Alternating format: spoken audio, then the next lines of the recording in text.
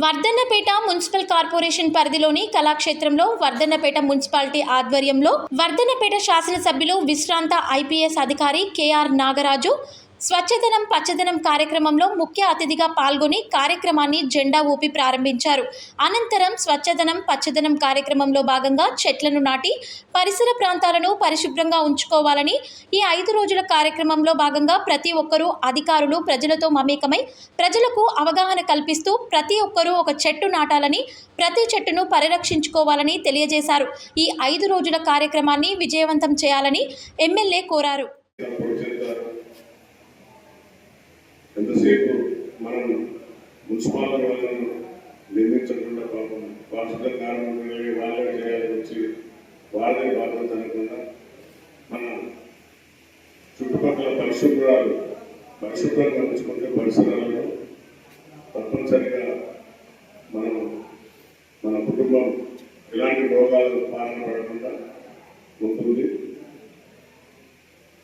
ఎంతసేపు ఈ చెత్త వేసి చెట్టు రావాలని చెత్త తీసుకుపోవాలని తప్పుడు కాన్సెప్ట్తో ఉన్నది.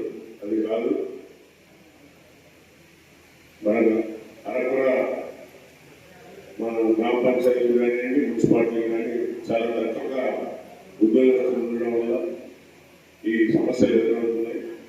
కాబట్టి ఈ 5 రోజులు కూడా మీరందరూ కూడా ప్రతి ఇంటికి వెళ్ళి ఇంటింట సర్వే మాదిరిగా వారి యొక్క సమస్యలు మన పట్టణంలో పట్టణంలో ఉన్న సమస్యలను తెలుసుకొని పరిశుభ్రత కోసం వారికి మళ్ళొకసారి వారికి ఎప్పటికప్పుడు మనం చేయవలసిన బాధ్యత ఉంటుంది.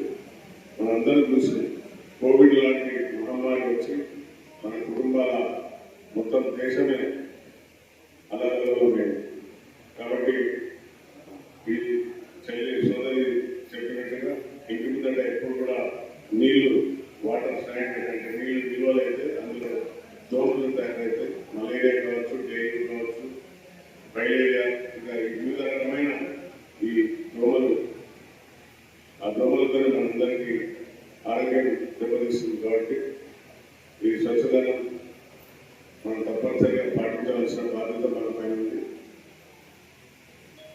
అలాగే పచ్చదనం అడవులు అంతరించిపోతున్నాయి. అడవులను మన ఇంట్లో ఉన్నా కూడా ఒకప్పుడు మన ఇల్లు పెద్దగా ఉండి కరెంటు పెరిగిన అలాంటి అన్ని చెట్లు ఉండేది. అందులో జామకాయ, నిమ్మకాయ అన్ని కూరగాయలు పండించుకోవాలి. కానీ ఇప్పుడు రోజు సగం మనుషులు పెరుగుతున్నారు కానీ అన్నీ మనం నగరాల మీద ఆధారపడి ఉంటున్నాం.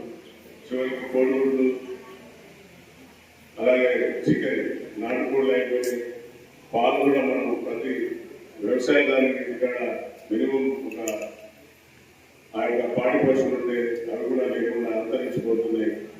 దానివల్ల మనకే నష్టం తప్ప మనం చూస్తున్నాం. నగరం నుండి తెచ్చుకునే పాలు కానివ్వండి, గుడ్లు కానివ్వండి, ఏవైనా కూడా మనం అంతా ఈ యొక్క కెమికల్స్ ఆధారం పూరితమైన దాంతో పిల్లల యొక్క హార్మోన్స్ కూడా చేంజ్ అయిపోతుంది. కాబట్టి ఒకసారి మన గతాన్ని చూసుకుంటే మన పూర్వీకులు, మన పెద్దవాళ్ళు ఎలా ఉన్నాయి, వారికి ఎవరికైనా షుగర్ రోగాలు ఉన్నానా, బీపీ రోగాలు ఉన్నానా, హార్ట్ అటాక్లు ఉన్నానా. కానీ ఇప్పుడు చూస్తుంటే పిల్లలకు పుట్టుకతోనే కొందరికి షుగర్ వ్యాధి రావడం, చాలా చిన్న వయసులో, అంత తక్కువ వయసులో పిల్లలు హార్ట్ అటాక్లు చనిపోవడం. ఇప్పుడు చాలా మందికి మన దేశంలో 90% డయాబెటీస్ అంటే షుగర్ వ్యాధితో ఇబ్బంది పడుతున్నారు. కాబట్టి ఒకసారి మనం వెనక పూర్వీకులను చూసుకొని మనం ఆర్గానిక్ ఫార్మేషన్ అంటే ఈ యొక్క ఆర్గానిక్ అంటే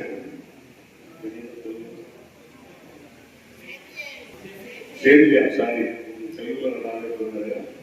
ఆ సేంద్రియమైన నేచురల్ అంటే మనకు ఏదైతే ఈ యొక్క ప్రకృతి నుండి దొరికే స్వేదం ద్వారానే మనం చేసుకునే ఈ రోగాల నుండి మనం ఈ బారిన పడం. కాబట్టి మన భావితరాలకు పిల్లలకు నేను అదే చెప్పిన మన భుజస్కంధాల మీద ఎంతో మంది భావితరాలను మనం తీసుకెళ్ళాల్సిన బాధ్యత ఉంది. కాబట్టి అలాగే ఎక్కడ చూసినా కుక్కల పెడదా, కోతుల పెడదా, కోతులు కుక్కలు ఎక్కువైపోయినాయి గ్రామాలలో. అవి కలుస్తాయి. మన పూర్తి ఆంజనేయుని కొట్టినా కూడా క్షమించదు. క్షమిస్తుందా? కుక్కరేమో భైరవని అంటాం. మరి కుక్కరేమో మనం పూజిస్తే అవ్వకుండా కలిసిపోతుంది. అది ఎంత విశ్వాసం కలదో మళ్ళీ ఆ వీధి కుక్కలు కలుస్తుంది. చాలా మంది ఈ వీటిలో ఇబ్బంది పడుతున్నారు. కాబట్టి దూరంగా ఆ కోతులకు కావాల్సిన చెట్లను నటించి ఫారెస్ట్ అధికారులు ఈ నార్మల్ చెట్లు కాకుండా కోతులకు కావాల్సిన చెట్లను దూరంగా నాటేస్తే ఆ కోతులు కూడా దూరంగా ఉంటాయి, గ్రామం అవతల ఉంటాయి. అలాగే ప్రభుత్వం కూడా వీటిపైన మన అసెంబ్లీలో కూడా మాట్లాడడం జరిగింది. కుక్కలు కోతులతో చాలా వ్యవసాయ ఏదైతే వ్యవసాయం చేసే రైతులు ఉన్నారో ఓన్లీ వరిపైన ఆధారపడవలసి వస్తుంది. ఈ యొక్క వాణిజ్య పంటలు అంటే పల్లి, పెసరు, ఇంకా వివిధ పంటలు వేయలేకపోతున్నారు. మీ అందరికీ తెలుసు, మనందరికీ తెలుసు. ఈ కోతులతో మనకు ఇబ్బంది అవుతుంది. అవి మొత్తం తినేదే కాకుండా మొత్తం వనమంతా చెందుతున్నారు కదా, అది తినేదే కాకుండా పొలాలన్నీ చెడగొట్టిపోతాయి. కాబట్టి వాటిపైన కూడా ప్రభుత్వం మన అసెంబ్లీలో కూడా నిర్దిష్టమైన ఒక ప్రోగ్రాం తీసుకుని ఒక ప్రైవేట్ కంపెనీని సంప్రదించి వారి ద్వారా కుక్కలను కోతులను కూడా, ఎందుకంటే చంపితే మళ్ళీ జంతువు ఫ్రీ వాళ్ళు కేసులు వేస్తారు చంపితే మున్సిపాలిటీ కూడా. కాబట్టి వారికి తీసుకువచ్చి రిసెక్టరీ ఆపరేషన్లు చేసి వదిలిపెట్టేందుకు అది ఒక పెద్ద కాస్ట్. అది తప్పనిసరిగా ప్రభుత్వం మేమే కాదు అక్కడ అక్బరుద్దీన్ నరేష్ కూడా చాలా ఈ అసెంబ్లీలో కోతులతో కుక్కలతో ఇబ్బంది పడుతున్న ప్రజలందరూ. కాబట్టి ప్రభుత్వం దానిపైన నిర్దిష్టమైన ఒక ప్రోగ్రాం చేపట్టింది. తప్పనిసరిగా దానికి కూడా మన సొల్యూషన్ దొరుకుతుంది. కాబట్టి స్వచ్ఛతను పచ్చదనం మనందరం రైతన్న ఆశపడేది ఆకాశం వైపు చూస్తాడు. ఎప్పుడు వర్షం పడుతుంది, వర్షం ఎట్లా వస్తుందమ్మా, ఎట్లా వస్తాయి వర్షం?